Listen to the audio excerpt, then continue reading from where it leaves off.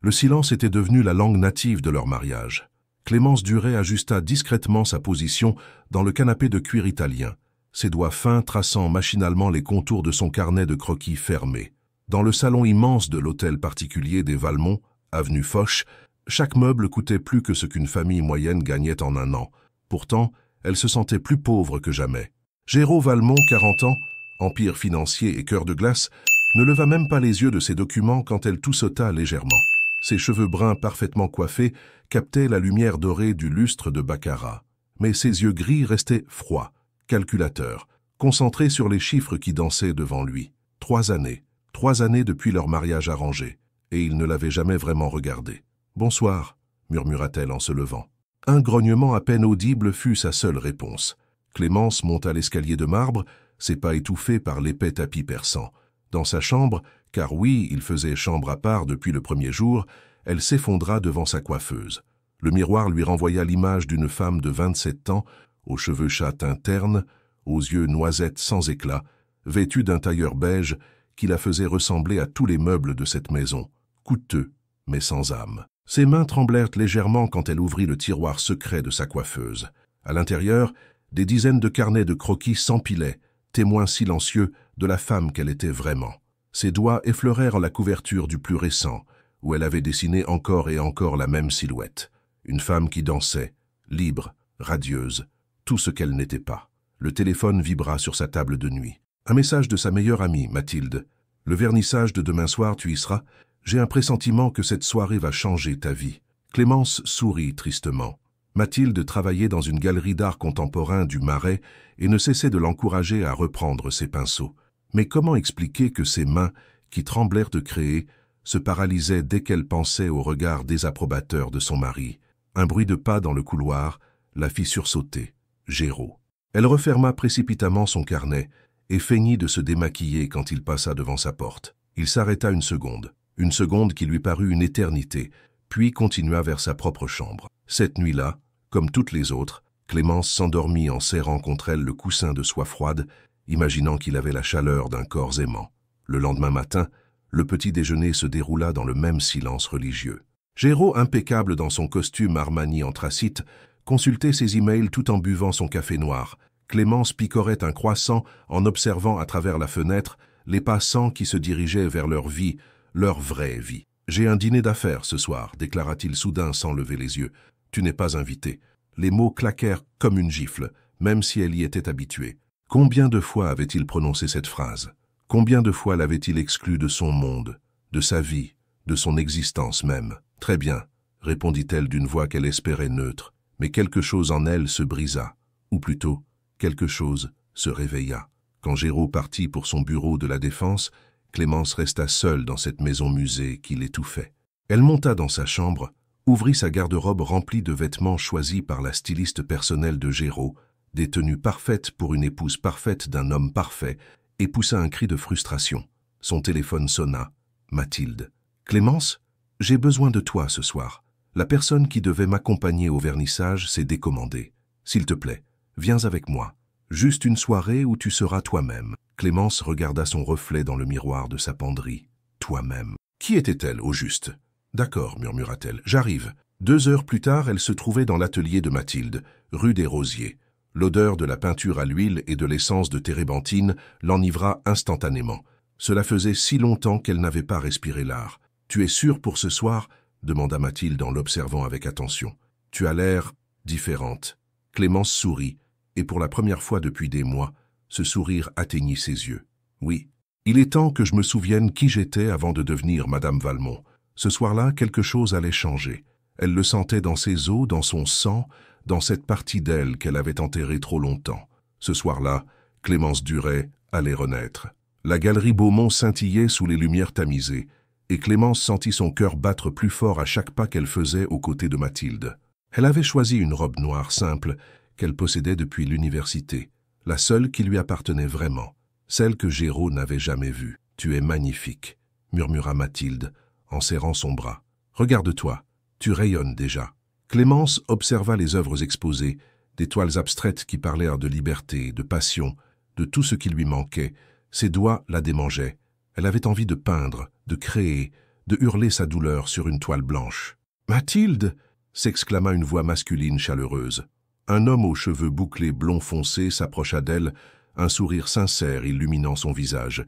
Ses yeux verts pétillaient d'intelligence et de curiosité. « Bastien Fleury !» se présenta-t-il en tendant la main à Clémence. « Je suis le directeur artistique de cette galerie. » Quand leurs mains se touchèrent, Clémence ressentit quelque chose qu'elle avait oublié, la chaleur humaine. Bastien ne la regardait pas comme un objet décoratif ou une obligation sociale.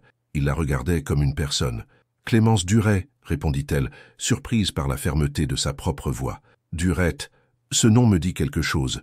Vous ne seriez pas l'artiste qui a exposé à la Galerie Maeckt il y a quelques années ?» Fragment d'âme. Le sang de Clémence se glaça. Cette exposition datait d'avant son mariage, quand elle croyait encore possible de vivre de son art. « C'était il y a longtemps », balbutia-t-elle. « Vos œuvres étaient exceptionnelles », continua Bastien, ses yeux s'animant. « Cette façon de capturer la solitude urbaine, cette mélancolie si pure, j'ai gardé le catalogue. Pourquoi avez-vous arrêté ?» Mathilde lança un regard complice à son amie. Elle avait organisé cette rencontre. « La vie en a décidé autrement », répondit Clémence évasivement. Bastien plissa les yeux, comme s'il lisait entre les lignes. « L'art ne disparaît jamais vraiment, vous savez. Il sommeille parfois, mais il attend toujours le bon moment pour renaître. » Pendant qu'ils discutaient, Clémence se sentait revivre. Bastien parlait de couleurs, de textures, de cette magie qui naît quand l'émotion rencontre la toile. Elle avait oublié à quel point elle aimait ces conversations, à quel point elle se sentait comprise quand on parlait d'art. « J'aimerais beaucoup voir vos travaux récents, » dit-il en lui tendant sa carte. « Je ne peins plus. Alors recommencez. » Ces trois mots simples résonnèrent en elle comme une révélation. Plus tard dans la soirée, installées à la terrasse d'un café près de la place des Vosges, Mathilde et Clémence sirotaient un verre de vin rouge. « Il te plaît, avoue-le, » taquina Mathilde. « C'est un homme marié qui parle, » protesta Clémence en touchant machinalement son alliance. « Un mariage sans amour n'est qu'un contrat, » répliqua son ami. « Tu mérites mieux que ça, Clémence. Tu mérites d'être aimée pour qui tu es, pas pour ce que tu représentes. » Les mots de Mathilde touchèrent juste. Quand Clémence rentra chez elle vers minuit, elle trouva Géraud dans son bureau, encore au téléphone avec New York. Il ne remarqua même pas qu'elle était sortie. Dans sa chambre, elle s'assit devant sa coiffeuse et sortit un de ses anciens carnets. Les dessins de sa période étudiante la regardaient, pleins de vie et d'espoir. Elle prit un crayon et pour la première fois en 3 ans, elle dessina. D'abord timidement, puis avec plus d'assurance. Sa main se souvenait des gestes, son cœur se souvenait des émotions. Elle dessina Bastien tel qu'elle l'avait vu ce soir, libre, passionné, vivant.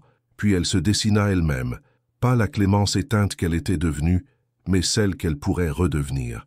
Ses traits reprirent vie sous son crayon, ses yeux retrouvèrent leur éclat perdu. Un bruit dans le couloir la fit lever la tête. Géraud était là, dans l'encadrement de sa porte, observant la scène.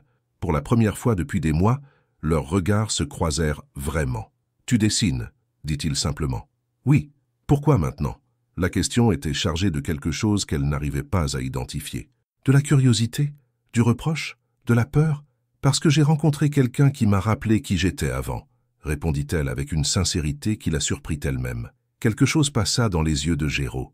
Une ombre, un frémissement. Puis il redevint de marbre. « Ne te couche pas trop tard. Nous avons le brunch chez les Dubois demain. » Et il disparut, la laissant seule avec ses dessins et cette étrange sensation que quelque chose venait de se fissurer dans le mur qu'il avait construit autour de lui. Cette nuit-là, Clémence rêva de couleurs. Le brunch chez les Dubois se déroula comme tous les événements mondains auxquels Clémence était contrainte d'assister, dans un silence poli et suffocant. Assise à côté de Géraud sur la terrasse de leur villa de Neuilly-sur-Seine, elle souriait mécaniquement aux conversations sur les dernières acquisitions immobilières et les vacances aux Seychelles. Mais quelque chose avait changé en elle depuis la veille. Ses doigts tambourinaient discrètement sur la nappe, reproduisant inconsciemment les gestes du dessin. Ses yeux ne fixaient plus le vide, ils observaient les jeux de lumière sur les visages, les expressions fugaces, les détails qui auraient pu nourrir ces toiles. « Clémence, ma chérie, comment allez-vous » demanda Sylvie Dubois, la maîtresse de maison, une femme dans la cinquantaine au sourire parfaitement calibré. « Très bien, merci, » répondit-elle automatiquement. « J'ai entendu dire que vous aviez fait quelques sorties récemment. Il était temps. Géraud travaille tellement, n'est-ce pas ?» Le regard de Géraud se posa brièvement sur elle. Depuis quand l'observait-il? « Clémence a besoin de distraction, » dit-il d'un ton neutre qui sonnait presque comme une excuse. « Distraction. » Le mot la blessa plus qu'elle ne l'aurait cru. Son art, sa renaissance, tout cela n'était qu'une distraction pour lui. De retour dans leur hôtel particulier, Clémence s'enferma dans sa chambre et alluma son ordinateur portable. Elle tapa Galerie Beaumont dans le moteur de recherche et découvrit le site web de Bastien. Sa biographie révélait un parcours impressionnant. Ancien étudiant aux Beaux-Arts, conservateur dans plusieurs musées européens, spécialisé dans l'art contemporain français. Une section du site était consacrée aux talents émergents. Son cœur s'emballa. Et si, son téléphone vibra. Un message de Bastien lui-même. « J'espère que notre conversation d'hier soir vous a donné envie de reprendre vos pinceaux. J'aimerais beaucoup discuter d'un projet avec vous. Seriez-vous libre pour un café cette semaine ?» Clémence fixa l'écran, partagée entre l'excitation et la peur. Accepter signifiait franchir une ligne qu'elle n'avait jamais osé franchir en 3 ans de mariage. Elle répondit avant de pouvoir changer d'avis. « Demain, 15h, café de Flore ?» La réponse arriva immédiatement. « Parfait. Apportez vos anciens dessins si vous le souhaitez. » Cette nuit-là, Clémence ne dormit pas. Elle passa des heures à feuilleter ses carnets, sélectionnant les œuvres qui lui semblaient encore vibrer d'émotion. À 3 heures du matin, elle entendit Géraud rentrer de son bureau. Il marqua une pause devant sa porte, comme s'il hésitait à frapper, puis ses pas s'éloignèrent. Le lendemain après-midi, installée à la terrasse du célèbre café de Saint-Germain-des-Prés, Clémence attendait Bastien, ses dessins soigneusement rangés dans un portfolio en cuir que sa mère lui avait offert pour ses 20 ans. « Vous êtes venu, dit-il, en s'asseyant face à elle, un sourire radieux aux lèvres. « J'ai failli faire demi-tour 3 fois, avoua-t-elle. Qu'est-ce qui vous a retenu ? L'envie de me souvenir qui j'étais. » Bastien commanda 2 cafés et attendit qu'elle soit prête. Lentement, Clémence ouvrit son portfolio. Les dessins se révélèrent un à un, des portraits mélancoliques, des paysages urbains baignés de solitude, des abstractions où la douleur prenait forme. Bastien ne dit rien pendant de longues minutes, observant chaque œuvre avec une attention respectueuse. Puis il leva les yeux vers elle. « Clémence, ces dessins sont bouleversants. Il y a une profondeur émotionnelle rare, une maîtrise technique exceptionnelle. Pourquoi diable avez-vous arrêté ? Parce que mon mari trouve que l'art n'est pas une occupation convenable pour son épouse, répondit-elle avec une amertume qu'elle ne chercha pas à dissimuler. Et vous, qu'est-ce que vous trouvez ? La question la déstabilisa. Depuis quand quelqu'un s'intéressait-il à son opinion ? Je trouve que j'étouffe, murmura-t-elle. Je trouve que j'ai vendu mon âme pour une alliance en platine et un nom prestigieux. Bastien se pencha vers elle, ses yeux verts brillants d'intensité. J'organise une exposition collective dans 2 mois. Renaissance. Des artistes qui ont retrouvé leur voix après une période difficile. J'aimerais que vous y participiez. C'est impossible, protesta Clémence. Votre mari n'a pas à dicter vos choix artistiques, l'interrompit-il doucement. Clémence, vous avez un talent exceptionnel. Le gâcher serait un crime contre l'art lui-même. Ils parlèrent pendant 2 heures. Bastien lui raconta sa propre histoire, un divorce douloureux qui l'avait mené à se réfugier dans l'art, la découverte que la beauté pouvait guérir les blessures les plus profondes. Clémence, de son côté, se surprit à confier des fragments de sa douleur, cette sensation d'être devenu un fantôme dans sa propre vie. « Réfléchissez à ma proposition, » dit-il en se levant. « L'art vous attend, Clémence. Il n'a jamais cessé de vous attendre. » Sur le chemin du retour, Clémence marchait différemment. Ses pas étaient plus légers, sa posture plus droite. Elle observait Paris avec des yeux d'artiste, les reflets dorés sur la Seine, les ombres des platanes sur les façades haussmanniennes, la mélancolie des passants pressés. Quand elle arriva chez elle, Géraud l'attendait dans le salon, debout près de la fenêtre, le dos raide de tension. « Où étais-tu » demanda-t-il sans se retourner. « À un café. »« Avec qui ?» La question claqua comme un fouet. Clémence sentit quelque chose de nouveau naître en elle. La rébellion. « Avec un ami !» répondit-elle en soutenant son regard quand il se tourna enfin vers elle. « Un ami !» répéta-t-il, et pour la première fois depuis des mois, elle perçut une émotion dans sa voix. Quelque chose qui ressemblait à de la jalousie. « Oui, Géraud, un ami. Quelqu'un qui s'intéresse à ce que je pense, à ce que je ressens, à ce que je rêve. » Ils se défièrent du regard, et Clémence eut l'impression de voir une faille s'ouvrir dans l'armure de son mari. Puis il se détourna. « Nous dînons chez ma mère demain soir. Sois présentable. » Mais quelque chose avait changé dans sa voix, une nuance qu'elle n'arrivait pas à identifier. Cette nuit-là, Clémence sortit ses pinceaux pour la première fois en 3 ans. Le pinceau tremblait entre ses doigts, comme un oiseau blessé qui réapprend à voler. Dans le petit salon de musique que personne n'utilisait jamais, Clémence avait installé un chevalet de fortune face à la fenêtre qui donnait sur le jardin. La lumière de fin d'après-midi caressait la toile vierge, et pour la première fois en 3 ans, elle se sentait chez elle dans sa propre maison. Les couleurs explosaient sur sa palette, bleu outre-mer, rouge vermillon, jaune cadmium.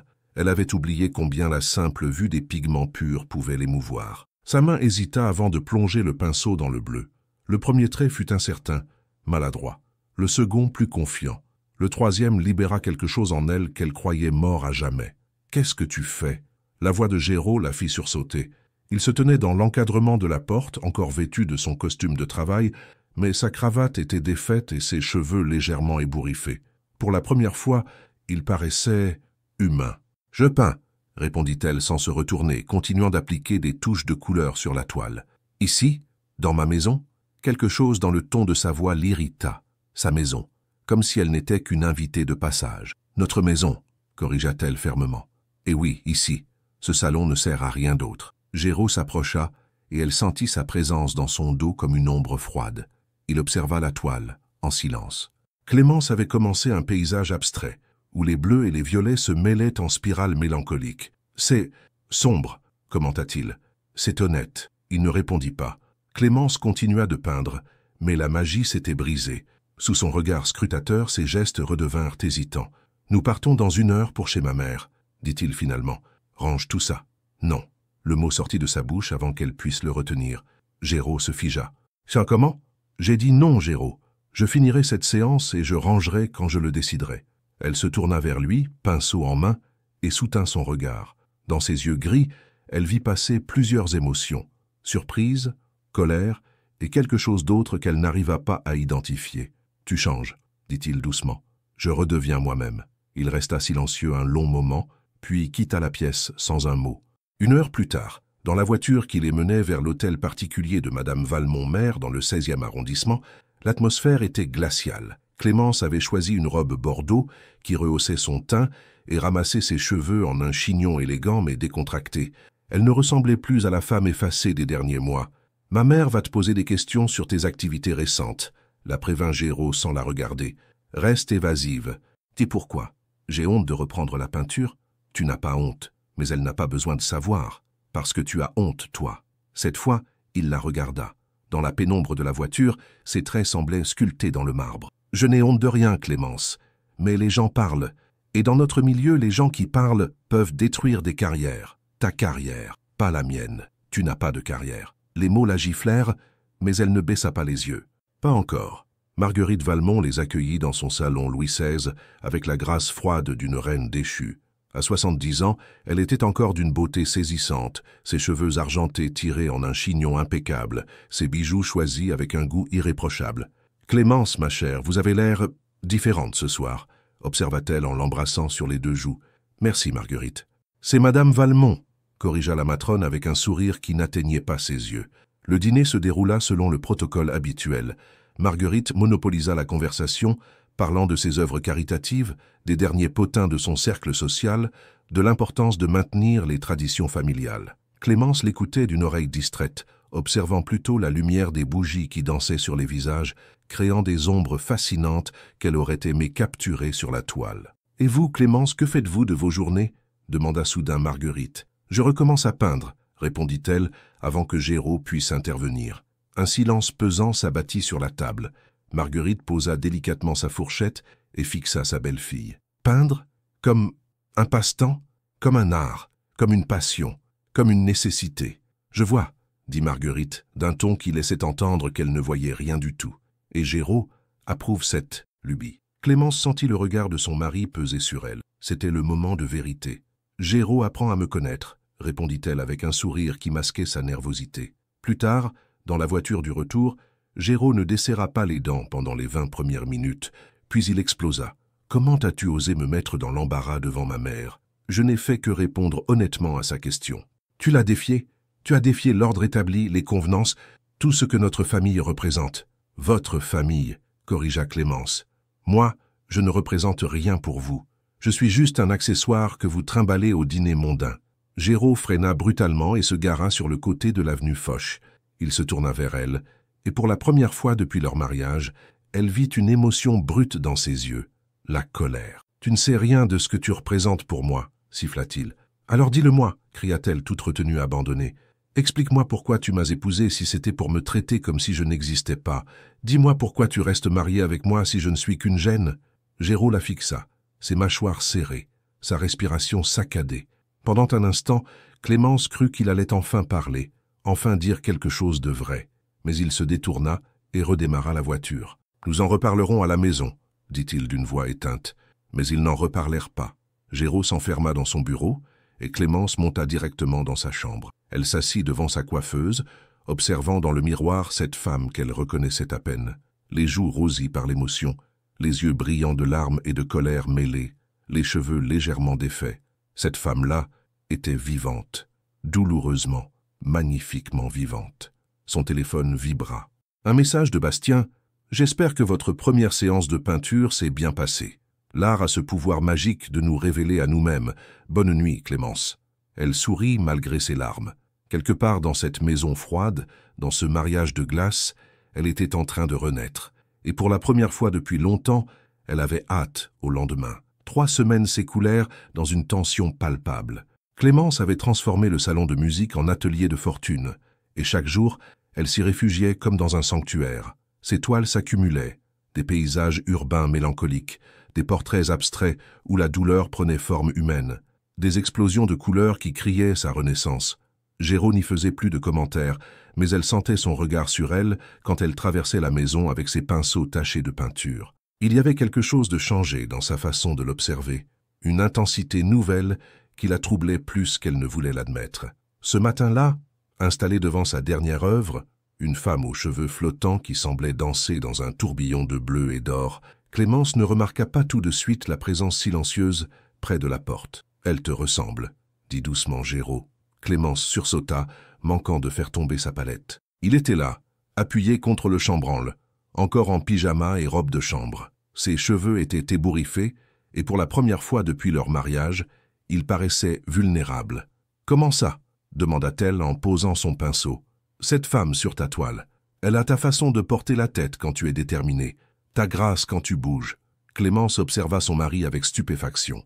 Depuis quand l'observait-il assez attentivement pour remarquer ces détails? « Je ne savais pas que tu me regardais, » murmura-t-elle. Géraud s'avança lentement dans la pièce, ses yeux ne quittant pas la toile. « Je t'ai toujours regardé, Clémence. C'est juste que je ne savais pas comment te le dire. » Le cœur de Clémence s'emballa. C'était la première fois qu'il lui parlait avec cette douceur, cette sincérité presque enfantine. « Pourquoi maintenant? Qu'est-ce qui a changé ?» Géraud s'arrêta devant le chevalet, ses mains enfoncées dans les poches de sa robe de chambre. « Toi, tu as changé. Et moi, j'ai peur. » « Peur de quoi ?» Il la regarda enfin, et elle fut bouleversée par la vulnérabilité qu'elle lut dans ses yeux gris. « Peur que tu t'envoles. Peur que tu découvres que tu n'as pas besoin de moi. Peur que tu me quittes. » Les mots tombèrent entre eux comme des pierres dans un lac silencieux. Clémence sentit quelque chose se retourner dans sa poitrine. « Géraud, je sais que j'ai été un mauvais mari, » l'interrompit-il. « Je sais que je t'ai négligé, que je t'ai fait du mal. Mais je ne savais pas comment faire autrement. On ne m'a jamais appris à aimer. » La confession la frappa comme un coup de poing. Elle posa sa palette et se tourna entièrement vers lui. « Qu'est-ce que tu veux dire ?» Géraud ferma les yeux, comme s'il puisait en lui la force de continuer. « Ma mère. Elle n'a jamais été affectueuse.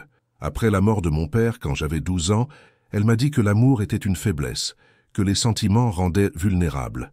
Elle m'a élevé pour être fort, implacable, pour ne jamais dépendre de personne. Et tu l'as cru. Je l'ai cru parce que c'était plus facile que de souffrir. Mais avec toi, c'est différent. Tu me fais ressentir des choses que je ne comprends pas, des choses qui me terrifient. » Clémence sentit les larmes monter à ses yeux.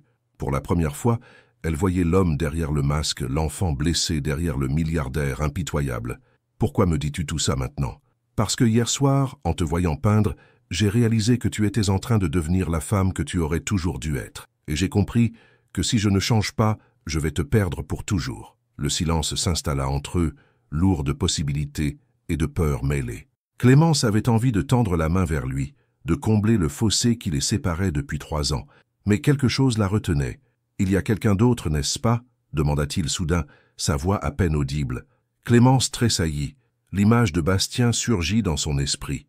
Ses yeux verts bienveillants, ses mains qui parlaient d'art avec passion, sa façon de la regarder comme si elle était précieuse. « Ce n'est pas ce que tu crois. Mais tu penses à lui. Ce n'était pas une question. Géraud la connaissait mieux qu'elle ne l'avait imaginé. Je pense à la femme que je deviens quand je suis avec lui, avoua-t-elle. À celle que je pourrais être si tu n'étais pas marié avec moi. Les larmes coulèrent enfin sur ses joues. Toute la douleur accumulée, toute la solitude, tout l'amour étouffé sortaient d'elle en un torrent silencieux. Géraud, je ne sais plus quoi penser. Pendant 3 ans, j'ai eu l'impression d'être transparente pour toi. Et maintenant je te vois, et c'est trop tard, c'est ça? Elle ne répondit pas, incapable de mentir, incapable de lui faire plus de mal. Géraud s'approcha d'elle, lentement, comme on approche d'un animal blessé. Il leva la main vers son visage, hésita, puis caressa doucement sa joue humide. « Je ne te forcerai jamais à rester, Clémence.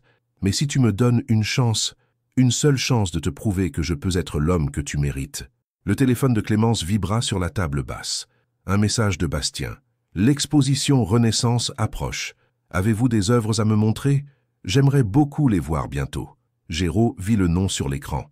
Quelque chose s'éteignit dans ses yeux, et il recula. « Choisis, Clémence, dit-il d'une voix redevenue froide.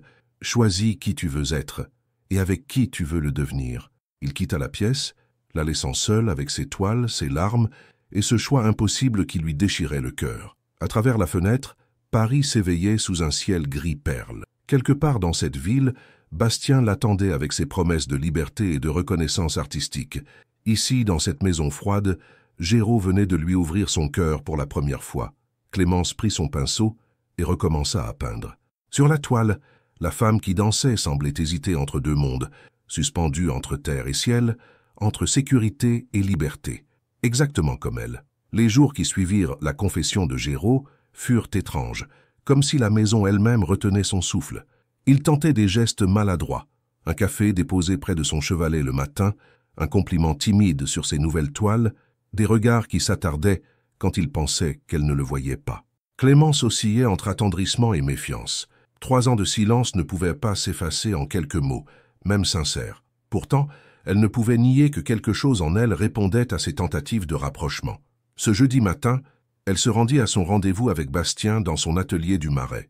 L'ancien loft aux briques apparentes et aux grandes verrières était baigné d'une lumière dorée qui faisait danser la poussière dans l'air. Des toiles s'alignaient contre les murs, témoins de talents émergents que Bastien avait découverts. « Clémence, vous rayonnez », dit-il en l'accueillant, un sourire chaleureux aux lèvres. Elle portait une robe fluide couleur émeraude qu'elle avait achetée en secret, loin du regard critique de Géraud. Pour la première fois depuis longtemps, elle se sentait belle. « Merci de me recevoir dans votre sanctuaire », répondit-elle en observant l'espace avec émerveillement. « Montrez-moi vos œuvres. J'ai hâte de voir ce que vous avez créé. » Clémence dévoila ses toiles une à une. Bastien ne disait rien, mais ses yeux s'illuminaient à chaque révélation. Quand elle présenta la dernière, la femme qui dansait entre les bleus et les ors, il resta silencieux pendant de longues minutes. « Clémence, ces œuvres sont magistrales, finit-il par dire. Il y a une évolution extraordinaire entre vos anciens dessins et ces peintures. Vous avez trouvé votre voie. J'ai l'impression de renaître à chaque coup de pinceau. Cela se sent. Cette femme qui danse, par exemple, elle incarne parfaitement le thème de l'exposition. Elle renaît, elle se libère, elle s'élève. » Bastien s'approcha d'elle, et Clémence sentit la chaleur de sa présence. « Clémence, puis-je vous poser une question personnelle ?» Elle hocha la tête, même si son cœur s'accélérait. « Êtes-vous heureuse dans votre mariage ?» La question la frappa comme une lame. Elle baissa les yeux, incapable de soutenir son regard perçant. « C'est compliqué, murmura-t-elle. « L'art ne ment jamais, dit-il doucement, et vos toiles parlent de solitude, de mélancolie, mais aussi d'espoir, comme si vous étiez en transition entre 2 vies. Peut-être que je le suis. » Bastien tendit la main et caressa doucement son bras. « Vous méritez d'être aimée pour ce que vous êtes, Clémence. Votre sensibilité, votre talent, votre façon unique de voir le monde. Tout cela est précieux. » Leurs regards se croisèrent et Clémence sentit quelque chose vibrer entre eux. Une compréhension mutuelle, une attirance qui allait au-delà du physique. Avec Bastien, elle se sentait vue, comprise, valorisée. « Je ne sais plus où j'en suis, » avoua-t-elle. « Mon mari, il a changé récemment. Il essaie de me montrer qu'il peut être différent. Et vous le croyez? Je ne sais pas. 3 ans de froideur, ça marque une femme. » Bastien se rapprocha encore, et elle sentit son souffle sur son visage. « Clémence, je ne veux pas vous presser, mais je dois vous dire, je ressens quelque chose pour vous, quelque chose de profond et de vrai. » Le cœur de Clémence s'emballa. Elle avait envie de se laisser aller contre lui, de sentir des bras qui l'enlaçaient avec tendresse, des lèvres qui murmuraient des mots d'amour. « Bastien, je sais que vous êtes mariés, je sais que c'est compliqué. Mais l'art nous a réunis, et je ne peux pas ignorer ce que je ressens. » Il leva la main vers son visage et Clémence ferma les yeux, prête à franchir la ligne qui changerait tout. Son téléphone sonna brutalement, brisant le moment. Le nom de Géraud s'affichait sur l'écran. « Réponds, » dit doucement Bastien en reculant. « Mais souviens-toi que tu as le choix, Clémence. Tu as toujours le choix. » Elle décrocha d'une main tremblante. « Clémence, où es-tu » La voix de Géraud semblait tendue, presque paniquée. « Dans le marais, pourquoi ? Il faut que tu rentres. Ma mère, elle a eu un malaise. Elle est à l'hôpital. » Clémence sentit le monde basculer autour d'elle. Malgré tout ce qui les séparait, Marguerite restait sa belle-mère. « J'arrive tout de suite. » Elle raccrocha et se tourna vers Bastien, qui avait tout entendu. « Allez-y, » dit-il avec une tendresse qui lui serra le cœur. « Votre place est auprès de votre famille maintenant. Bastien, ce qui s'est passé ici reste entre nous, » la rassura-t-il. « Mais réfléchissez à ce que je vous ai dit, Clémence. L'exposition a lieu dans 15 jours. C'est votre chance de montrer au monde qui vous êtes vraiment. » Il l'embrassa doucement sur la joue, un baiser qui contenait toutes les promesses non formulées. Dans le taxi qui la ramenait vers l'hôpital américain de Neuilly, Clémence regardait défiler les rues de Paris. 2 hommes, 2 vies possibles, 2 amours différents, l'un naissant et passionné, l'autre ancien et peut-être renaissant. Elle arriva à l'hôpital pour trouver Géraud dans la salle d'attente, la tête entre les mains. Quand il la vit, il se leva d'un bond et la prit dans ses bras. Ce geste spontané la surprit. C'était la première fois qu'il l'enlaçait vraiment depuis leur mariage. « Comment va-t-elle » demanda-t-elle en se laissant aller contre lui. « Stable. C'était juste un étourdissement, mais à son âge, j'ai eu peur. » Clémence sentit ses épaules trembler légèrement. Cet homme puissant, ce titan de la finance, était redevenu un petit garçon terrifié à l'idée de perdre sa mère. « Elle va s'en sortir, Géraud. Ta mère est forte. » Il resserra son étreinte et elle respira son eau de Cologne familière, mêlée à l'odeur de stress et d'inquiétude. « Merci d'être venu, » murmura-t-il contre ses cheveux. « Merci d'être là. » Dans ses bras, Clémence réalisa quelque chose de troublant. Malgré tout, malgré les années de froideur, elle tenait encore à cet homme. Il faisait partie d'elle, pour le meilleur et pour le pire. Mais dans un coin de son cœur, les mots de Bastien résonnaient encore. « Tu as toujours le choix. » Le choix. Ce mot terrible et libérateur qui allait déterminer le reste de sa vie. Les jours suivant l'hospitalisation de Marguerite transformèrent la dynamique de la maison Valmont. Géraud annula tous ses rendez-vous d'affaires pour rester auprès de sa mère, et Clémence le découvrit sous un jour qu'elle n'avait jamais soupçonné. Vulnérable, attentionnée, presque fragile. Elle l'accompagnait chaque jour à l'hôpital, observant cet homme qu'elle croyait connaître tenir la main de sa mère endormie, lui parler doucement de ses souvenirs d'enfance.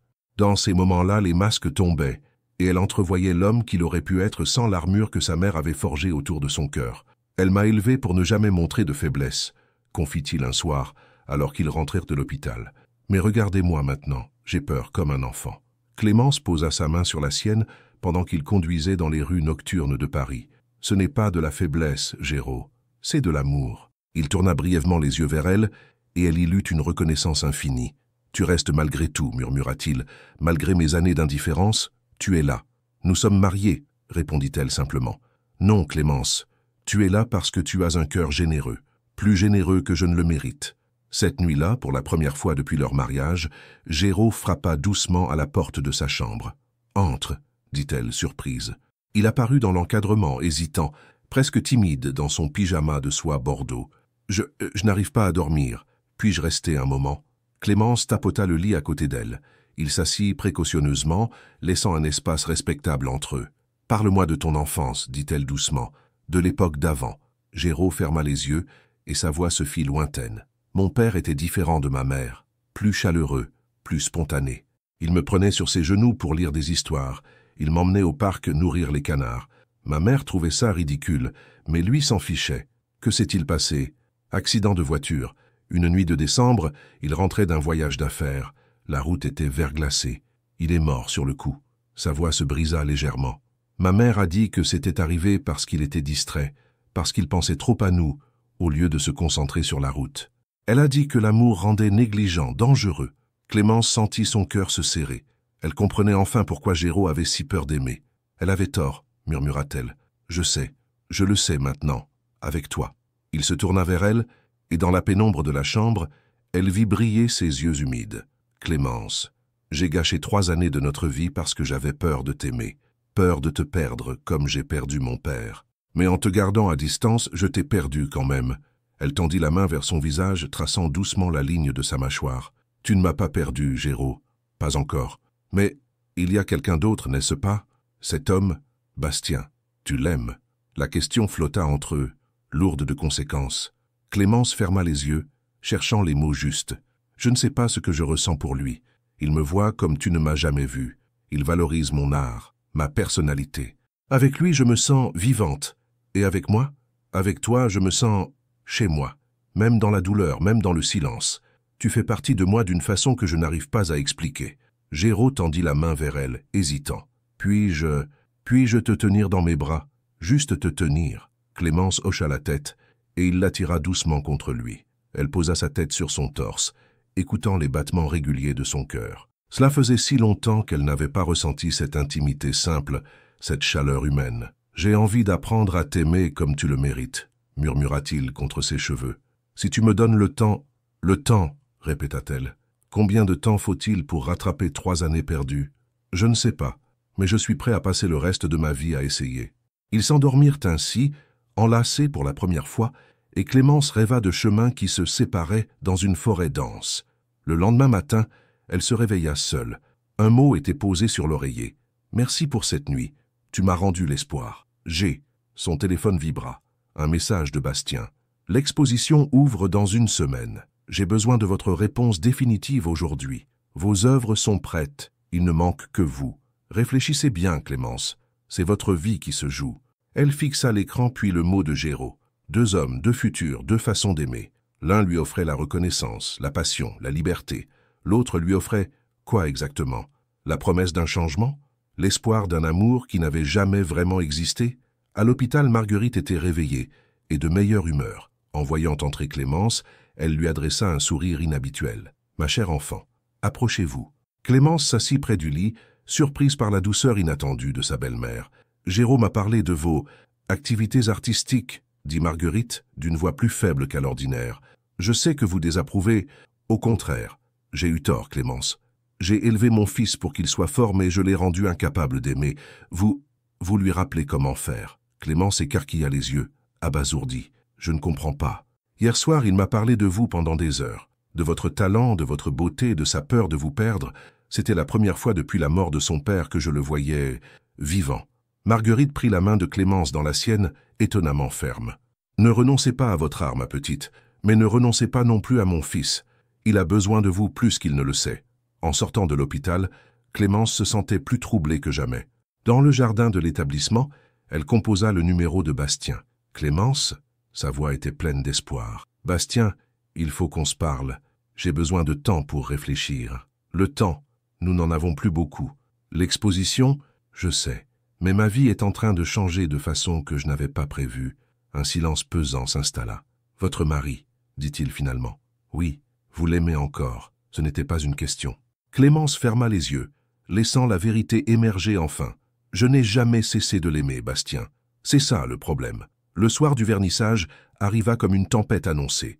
Clémence se tenait devant le miroir de sa chambre, observant son reflet dans la robe qu'elle avait créée elle-même. Une création audacieuse en soie noire et dorée, sculptée comme une œuvre d'art, avec des empiècements qui évoquaient les coups de pinceau de ses toiles. C'était plus qu'une robe, c'était une déclaration. Elle avait finalement accepté de participer à l'exposition de Bastien, mais ses motivations restaient confuses. Était-ce pour l'art, pour Bastien, ou pour prouver quelque chose à Géraud? « Tu es magnifique. » Elle se retourna. Géraud se tenait dans l'encadrement de la porte, impeccable dans son smoking noir, mais quelque chose dans son regard avait changé. Il la regardait vraiment, comme s'il la découvrait. « Tu viens ?» demanda-t-elle surprise. « Si tu veux bien de moi. Je sais que cette soirée est importante pour toi. » Le trajet vers la galerie Beaumont se déroula dans un silence tendu. Géraud conduisait, ses mains crispées sur le volant, tandis que Clémence regardait défiler les lumières de Paris. Elle sentait qu'il se dirigeait vers un point de non-retour. La galerie était bondée. Le tout Paris artistique s'était déplacé, et Clémence sentit son cœur s'emballer en reconnaissant des visages qu'elle n'avait vus que dans les magazines. Ses œuvres étaient exposées dans la section principale, mises en valeur par un éclairage parfait. « Clémence !» s'exclama Bastien en se dirigeant vers eux, rayonnant dans son costume bleu nuit. Il s'arrêta net en voyant Géraud. Les deux hommes se mesurèrent du regard, et la tension fut palpable. « Bastien, je vous présente mon mari Géraud Valmont, dit Clémence d'une voix qu'elle espérait neutre. « Monsieur Valmont, dit Bastien en tendant la main, j'ai beaucoup entendu parler de vous. »« Vraiment ?» répondit Géraud en serrant brièvement sa main. « Ma femme ne m'avait pas dit qu'elle parlait de moi. » Le sous-entendu était clair. Clémence intervint rapidement. « Montrez-nous l'exposition, Bastien. » Ils déambulèrent dans la galerie, Bastien expliquant chaque œuvre avec passion, Géraud observant en silence. Quand ils arrivèrent devant les toiles de Clémence, un petit groupe s'était formé. Cette section « Métamorphose » est exceptionnelle, disait une critique d'art renommée. Cette artiste, Clémence Duret, elle a une façon unique de capturer la renaissance de l'âme. « C'est votre épouse ?» murmura un collectionneur à Géraud. « Son travail est remarquable. » Géraud hocha la tête, mais Clémence vit ses mâchoires se serrer. Il découvrait l'ampleur du talent de sa femme à travers les yeux admiratifs d'étrangers. « Excusez-moi, dit-il soudain, j'ai besoin de prendre l'air. » Il sortit sur la terrasse de la galerie, et Clémence le suivit après avoir murmuré quelques mots d'excuse à Bastien. Elle le trouva appuyé contre la rambarde, regardant les lumières de la ville. « Ça va ?» demanda-t-elle. « Non, » répondit-il sans se retourner. « Ça ne va pas du tout. »« Qu'est-ce qui ne va pas ?» Il se tourna vers elle, et elle fut frappée par la douleur qu'elle lut dans ses yeux. « Je viens de réaliser à quel point j'ai été aveugle. Tous ces gens admirent ton travail, parlent de ton talent comme d'une évidence. Et moi j'ai passé 3 ans à ignorer ce don extraordinaire. Géraud, non, laisse-moi finir. Je vois la façon dont Bastien te regarde. Je vois comme tes yeux s'illuminent quand il parle d'art. Je vois la femme que tu deviens quand tu es dans ton élément. » Il passa une main dans ses cheveux, détruisant sa coiffure parfaite. « Et je réalise que je ne sais même pas comment te rendre heureuse. Lui, il sait. Il connaît ton langage, tes rêves, tes aspirations. Ce n'est pas une compétition, Géraud. »« Bien sûr que si !» s'exclama-t-il avec une amertume qu'elle ne lui connaissait pas. « C'est une compétition que j'ai perdue avant même de savoir qu'elle avait commencé. » Des larmes perlèrent dans ses yeux, et Clémence sentit son cœur se briser. « Pourquoi dis-tu ça ?»« Parce que je t'aime, Clémence. Je t'aime éperdument, désespérément, et je viens de comprendre que ce n'est pas suffisant. » Les mots claquèrent entre eux, comme une détonation. Pour la première fois depuis leur mariage, Géraud venait de dire qu'il l'aimait. « Tu ne l'as jamais dit, » murmura-t-elle, les larmes aux yeux. « J'avais trop peur. Peur que tu ne me crois pas, peur que ce soit trop tard, peur que... » Il ne termina pas sa phrase, mais elle comprit. Peur qu'elle ne l'aime pas en retour. « Géraud, regarde-moi. » Il leva les yeux vers elle, vulnérable comme un enfant. « Moi aussi je t'aime. Je t'ai toujours aimé, même dans le silence, même dans la douleur. » L'espoir qui traversa son regard la bouleversa. « Alors pourquoi j'ai l'impression de te perdre ? Parce que l'amour ne suffit pas toujours, répondit-elle avec une sincérité brutale. Il faut aussi la compréhension, le respect, la complicité. Et nous n'avons pas ça. Nous commençons à peine à l'apprendre. » Bastien apparut sur la terrasse, hésitant. « Pardonnez-moi, mais Clémence, vous êtes demandée à l'intérieur. Le critique du Figaro aimerait vous rencontrer. » Géraud recula d'un pas, et Clémence sentit la distance se recréer entre eux. « Vas-y, dit-il doucement. C'est ton moment. Géraud, je t'attends à la maison. Prends ton temps. Prends tout le temps qu'il te faut. » Il s'éloigna, et Clémence le regarda partir avec l'impression qu'il emportait une partie d'elle. « Tout va bien ?» demanda Bastien, posant une main réconfortante sur son épaule. « Je ne sais plus, » avoua-t-elle. De retour dans la galerie, Clémence joua son rôle d'artiste émergente, avec un sourire de façade. Elle répondit aux questions, accepta les compliments, serra des mains importantes. Mais son esprit était ailleurs, avec un homme qui venait enfin de lui dire qu'il l'aimait, au moment où elle ne savait plus si c'était suffisant. Vers minuit, quand les derniers invités partirent, Bastien et elle se retrouvèrent seuls dans la galerie silencieuse. « Vous avez triomphé ce soir, » dit-il en la prenant dans ses bras. « 3 collectionneurs veulent acheter vos œuvres. Le MoMA de New York s'intéresse à votre travail. »« C'est merveilleux, » répondit-elle sans conviction. « Clémence, qu'est-ce qui ne va pas? Vous devriez être aux anges. » Elle leva les yeux vers lui, cet homme qui l'avait aidé à renaître, qu'il avait vu quand elle était invisible. « Bastien, vous m'avez rendu ma vie d'artiste.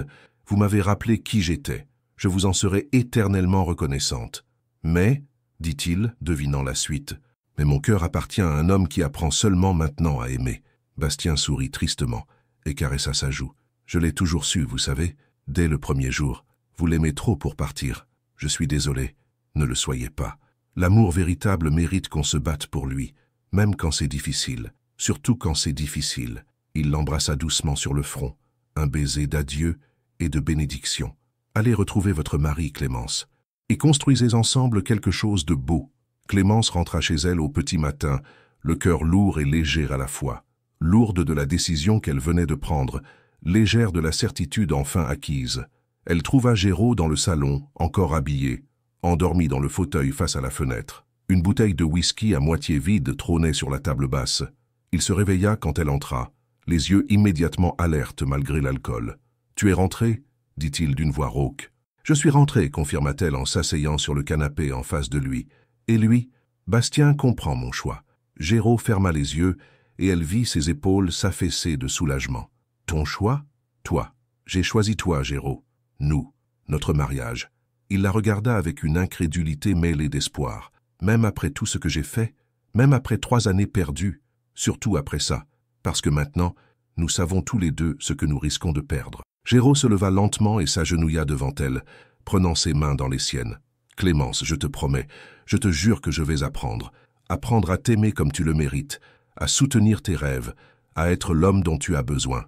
Et moi, je vais apprendre à te faire confiance à nouveau, à croire que les gens peuvent changer. » Il porta ses mains à ses lèvres et les embrassa doucement. « Par où commence-t-on ? Par le commencement. Apprends-moi qui tu es vraiment, Géraud. Et laisse-moi te montrer qui je suis. » Les semaines qui suivirent furent étranges et merveilleuses. Ils se redécouvraient comme de jeunes mariés, mais avec la maturité que leur avait apporté la souffrance. Géraud l'accompagnait dans son atelier chaque matin, non pas pour contrôler mais pour comprendre.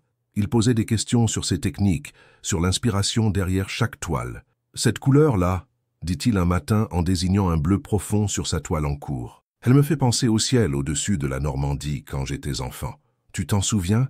demanda Clémence, surprise par cette référence émotionnelle. « Avec toi, je me souviens de beaucoup de choses que j'avais oubliées. » Il commença à lui parler de son travail aussi, l'emmenant parfois à son bureau, lui expliquant les enjeux de ses négociations. Clémence découvrait un homme brillant et passionné qu'il avait caché derrière sa froideur professionnelle. « Tu ne me déranges pas ?» demanda-t-elle un jour en l'observant travailler. « Au contraire, ta présence, elle m'apaise. Je prends de meilleures décisions quand tu es là. » Un soir, il dînait tranquillement dans la salle à manger quand Géraud posa sa fourchette et la regarda intensément. « J'ai quelque chose à te dire. » Son cœur s'accéléra. Ces mots avaient toujours annoncé de mauvaises nouvelles dans leur mariage. « J'ai contacté plusieurs galeries internationales, » continua-t-il. « J'aimerais organiser une exposition personnelle de tes œuvres, quelque chose de plus grand que ce que Bastien a fait. » Clémence resta bouche bée. « Tu ferais ça? J'aurais dû le faire il y a 3 ans. J'aurais dû être ton premier supporter, pas ton obstacle. » Géraud, laisse-moi rattraper le temps perdu, Clémence. Laisse-moi être fier de toi publiquement. Cette nuit-là, ils firent l'amour pour la première fois depuis leur nuit de noces. Mais cette fois, c'était différent. Géraud la touchait comme si elle était précieuse, la regardait dans les yeux, murmurait son nom comme une prière, et Clémence découvrait un amant tendre et passionné derrière le mari distant qu'elle avait connu. « Je t'aime », murmura-t-il contre sa peau. « Je t'aime tant que j'ai mal. »« Moi aussi », répondit-elle en caressant son visage. « Je t'aime malgré tout, à cause de tout. » Mais tout n'était pas parfait. Il y avait des moments de doute, des habitudes difficiles à briser. Parfois, Géraud retombait dans ses réflexes de contrôle et Clémence dans ses mécanismes de défense. Ils apprenaient à se disputer sainement, à exprimer leurs besoins sans se blesser. « Tu me dis que tu veux changer, mais tu continues à prendre des décisions pour moi. » S'emporta Clémence un jour qu'il avait annulé un rendez-vous professionnel à sa place. « J'essayais de te protéger, » répliqua-t-il. « Ces gens voulaient profiter de ton talent. Ce n'est pas à toi d'en décider, c'est ma carrière, mes choix. » Ils se regardèrent, furieux, puis éclatèrent de rire en même temps. « On est vraiment mauvais à ça, » dit Géraud. « Terrible, » acquiesça Clémence, « mais on apprend. » 6 mois après le vernissage de Bastien, Marguerite organisa un dîner familial pour célébrer le rétablissement de leur mariage.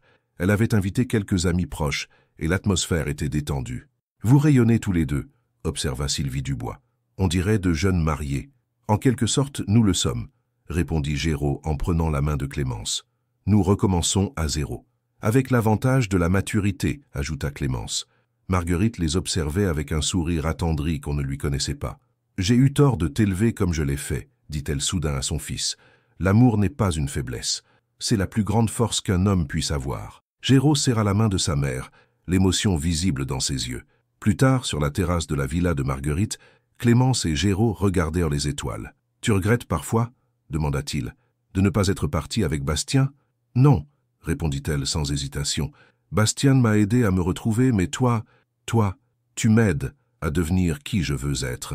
Et qui veux-tu être ?» Elle se tourna vers lui, les yeux brillants. « Ta femme, vraiment ta femme, cette fois. Ton égal, ton partenaire, ton complice. Et moi, je veux être l'homme qui mérite tout ça. » Il l'embrassa sous les étoiles parisiennes, et Clémence sentit que leur histoire ne faisait que commencer. Dans quelques mois, son exposition personnelle ouvrirait à New York. Géraud l'accompagnerait, fier et soutenant.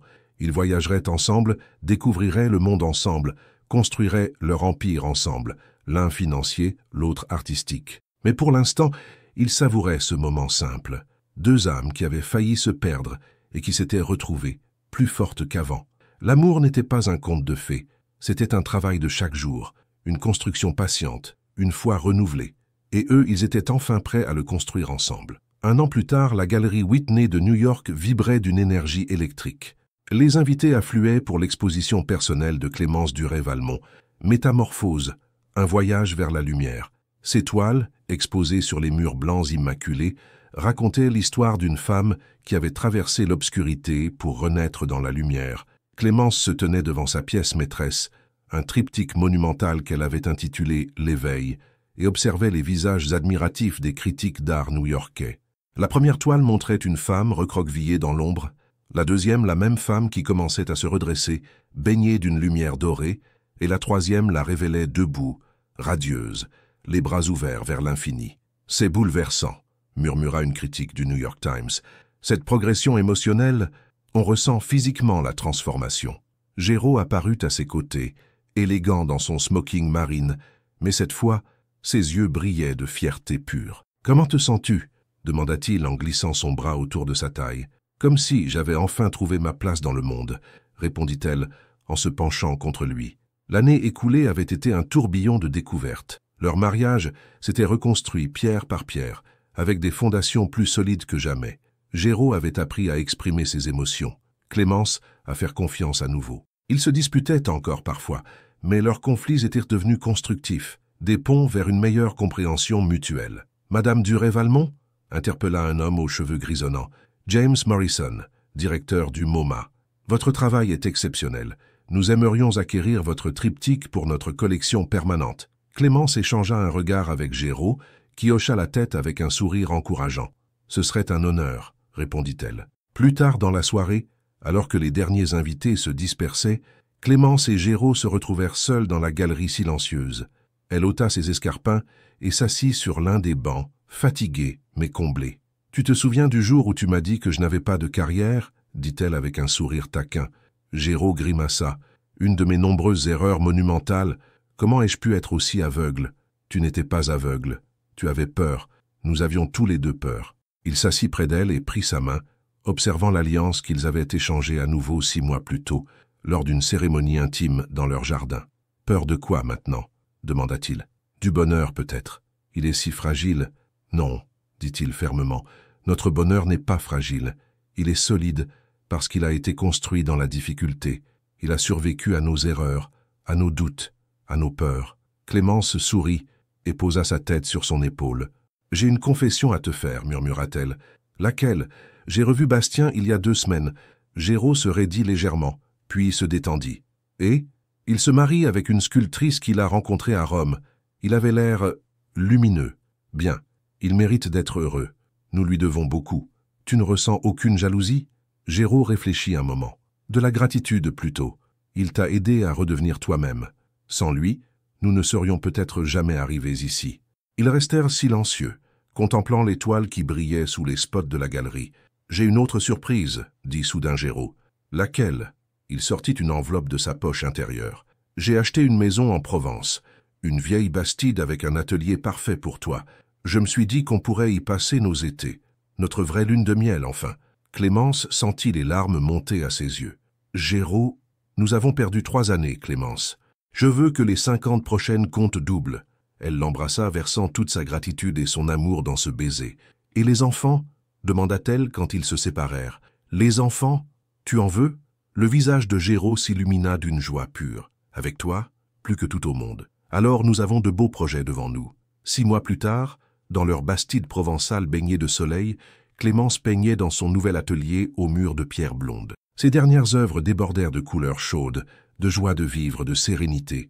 Par la fenêtre ouverte, elle entendait Géraud au téléphone, gérant ses affaires depuis leur havre de paix. Il avait appris à déléguer, à prendre du temps pour vivre.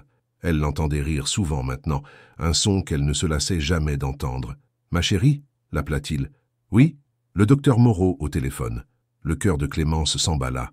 Elle posa son pinceau et courut vers le téléphone. 5 minutes plus tard, elle raccrochait avec un sourire éblouissant. « Alors ?»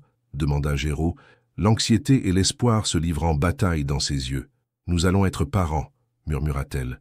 Il la souleva dans ses bras et la fit tournoyer dans le salon baigné de lumière dorée, leur rire se mêlant dans l'air parfumé de lavande. Ce soir-là, allongés dans leur lit face aux fenêtres ouvertes sur les champs de lavande, ils parlaient de l'avenir. « Comment l'appellerons-nous » demanda Géraud en caressant le ventre encore plat de Clémence. « Si c'est une fille, Espérance. » « Espérance, parce qu'elle naîtra de notre espoir reconquis. Et si c'est un garçon, Gabriel, comme l'ange qui annonce les bonnes nouvelles. » Géraud sourit et l'embrassa tendrement. « Je t'aime, Clémence Duret-Valmont. Je t'aime avec tout ce que j'ai appris à être grâce à toi. Et moi, je t'aime avec toute la femme que je suis devenue. Celle que j'ai toujours été au fond, mais que tu m'as aidé à libérer. » Dehors, les cigales chantèrent leur mélodie estivale et les étoiles brillaient au-dessus de la Provence endormie. Dans 9 mois, ils accueilleraient leur premier enfant. Dans quelques années, peut-être d'autres suivraient. Clémence continuerait à peindre, exposant dans les plus grandes galeries du monde. Géraud développerait son empire tout en restant présent pour sa famille. Ils avaient appris que l'amour véritable n'était pas un coup de foudre, mais une construction patiente, que les couples les plus solides n'étaient pas ceux qui n'avaient jamais connu de crise, mais ceux qui avaient su en sortir grandis. Leur histoire ne se terminait pas par « ils vécurent heureux pour toujours ». Elle continuait par « ils apprirent à être heureux ensemble, jour après jour, choix après choix, dans la beauté comme dans les difficultés. » Car l'amour le vrai n'était pas une destination, c'était un voyage, et ils avaient enfin appris à le faire ensemble. Dans l'atelier de Clémence, sur son chevalet, une nouvelle toile attendait. Elle s'intitulerait « Renaissance » et montrerait 2 silhouettes enlacées qui s'élevaient vers la lumière, portées par leurs propres ailes, exactement comme eux. Bastide Valmont, Provence, septembre 2029. La terrasse de la Bastide baignait dans la lumière dorée du couchant provençal. Clémence observait ses jumeaux, Espérance et Gabriel, maintenant âgés de 4 ans, qui couraient entre les lavandes, avec la chienne Golden Retriever que Géraud avait ramenée un jour pour compléter la famille parfaite. « Maman, maman !» cria Espérance, en brandissant un bouquet de fleurs sauvages. « Pour ton atelier. »« Merci, mon cœur, » dit Clémence, en soulevant sa fille, aux boucles châtaines et aux yeux verts pétillants. « Elles sont magnifiques. » Gabriel, plus réservé mais tout aussi tendre, s'approcha et glissa sa petite main dans celle de sa mère. Il avait hérité des yeux gris de son père, mais avec toute la douceur que Géraud avait mis des années à retrouver. « Papa arrive !» annonça-t-il en pointant vers l'allée. Effectivement, la Mercedes noire de Géraud remontait le chemin de pierre. Clémence sourit. Même après 5 ans, son cœur battait encore plus fort quand elle le voyait arriver. Géraud descendit de voiture, desserra sa cravate et ouvrit grand les bras. Les jumeaux se précipitèrent vers lui avec des cris de joie, et il les souleva ensemble, faisant mine de vaciller sous leur poids. « Mes monstres adorés, vous avez grandi encore aujourd'hui. »« Papa, raconte-nous l'histoire » réclama Espérance. « Quelle histoire » demanda-t-il, en feignant l'ignorance. « L'histoire de comment tu es tombé amoureux de maman » choriéraient les enfants. Géraud échangea un regard amusé avec Clémence. Cette histoire était devenue le rituel du coucher préféré des jumeaux. « Eh bien, » commença-t-il en s'asseyant sur les marches de pierre, « il était une fois un homme très bête qui ne savait pas voir la beauté quand elle était juste à côté de lui. » Clémence l'écouta raconter leur histoire, transformée au fil des ans en conte moderne pour leurs enfants. Elle observait son mari, cet homme qui avait appris à rire, à jouer, à être père avec une tendresse qu'elle n'aurait jamais soupçonnée. Leurs 2 entreprises prospéraient. Géraud dirigeait toujours l'Empire Valmont, mais avec une philosophie différente, plus humaine. Clémence était devenue l'une des artistes françaises les plus cotées au monde, ses œuvres ornant les plus grands musées. Mais leur plus belle réussite était là, sur cette terrasse. Une famille unie, un amour solide, des enfants épanouis. « Et ils vécurent comment déjà ?» demanda Gabriel. Ils apprirent à vivre heureux ensemble, répondit Géraud en embrassant la tête de son fils. Chaque jour, ils choisirent de s'aimer un peu plus. Une fois les enfants couchés, Clémence et Géraud s'installèrent sur leur terrasse favorite, un verre de Châteauneuf-du-Pape à la main. « Fatigué » demanda-t-il en massant doucement ses épaules. « Épanoui » corrigea-t-elle. « Il y a une différence. » Elle posa sa main sur son ventre légèrement arrondi. À 32 ans, elle attendait leur 3e enfant. « Tu penses qu'on peut gérer un 3e petit démon ?» plaisanta Géraud. « Avec toi, je peux tout gérer. » Ils regardèrent les étoiles apparaître une à une dans le ciel provençal. Au loin, les lumières du village de Gordes scintillaient comme des diamants. « Tu regrettes parfois la vie qu'on aurait pu avoir si on avait divorcé ?» Clémence se tourna vers lui, étonnée par cette question inattendue. « Jamais. Et toi ? Jamais non plus. Mais parfois, je me demande qui nous serions si nous avions su nous aimer dès le début. Nous serions peut-être passés à côté de la profondeur de ce que nous avons maintenant, » réfléchit-elle. Les couples qui n'ont jamais traversé d'épreuves ne savent pas à quel point l'amour peut être fort. Géraud hocha la tête et l'attira contre lui. « Au fait, j'ai reçu un message de Bastien aujourd'hui. Sa femme a accouché d'une petite fille.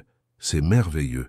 Comment l'appelle-t-il ? Lumière. Il l'appelle Lumière. » Clémence sourit.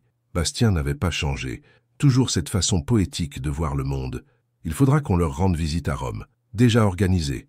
Nous irons le mois prochain, si tu te sens d'attaque pour le voyage. Elle l'embrassa tendrement. Cet homme qui anticipait ses besoins, qui prenait soin d'elle et de leur famille avec une dévotion touchante. « Je t'aime, Géraud Valmont. Et moi, je t'aime, Clémence Duret-Valmont. Aujourd'hui, demain, et tous les jours qui suivront. » Dans son atelier, visible depuis la terrasse, la dernière toile de Clémence attendait d'être terminée. Elle représentait une famille sous un arbre centenaire, un homme, une femme et leurs enfants, tous baignés d'une lumière dorée et éternelle. Le titre était déjà choisi, L'amour accompli. Car l'amour, ils l'avaient appris ensemble, n'était pas un état mais un devenir, pas une destination mais un chemin qu'ils choisissaient de parcourir main dans la main, jour après jour, saison après saison. Et ce chemin, ils le parcouraient en souriant. Fin. Et vous, que feriez-vous à la place de Clémence? Imaginez, vous êtes piégé dans un mariage froid depuis 3 ans, vous sentant invisible et étouffé. Soudain, quelqu'un apparaît et vous voit vraiment, valorise vos rêves et vous offre la liberté que vous avez toujours désirée. Mais en même temps, votre mari ouvre enfin son cœur et avoue qu'il vous a toujours aimé, mais ne savait pas comment le montrer. Vous choisiriez la sécurité d'essayer de reconstruire avec celui qui fait déjà partie de votre histoire, la passion de recommencer avec quelqu'un qui vous comprend dès le premier jour, ou vous partiriez seul pour vous découvrir avant de choisir l'un des deux? Dites-nous, quel serait votre choix et pourquoi? Croyez-vous que les gens peuvent vraiment changer par amour, ou vaut-il mieux ne pas prendre de risques? Votre participation à la chaîne est très importante. S'il vous plaît, laissez votre avis dans les commentaires. Merci d'avoir regardé. Vos réactions sont très importantes pour notre travail. Laissez-nous un commentaire pour nous dire ce que vous pensez et d'où vous regardez. N'oubliez pas de vous abonner à la chaîne et d'activer les notifications pour ne rien manquer. Votre participation est très importante pour la poursuite de notre travail, alors partagez-la avec ceux qui aimeront cette histoire.